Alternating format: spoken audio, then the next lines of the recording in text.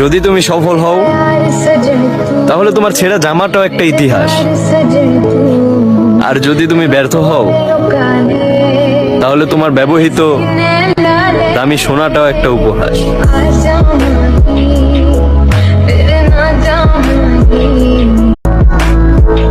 যদি তুমি সফল হও তাহলে তোমার ছেঁড়া জামাটাও একটা ইতিহাস, আর যদি তুমি ব্যর্থ হও তাহলে তোমার ব্যবহৃত দামি সোনাটাও একটা উপহাস।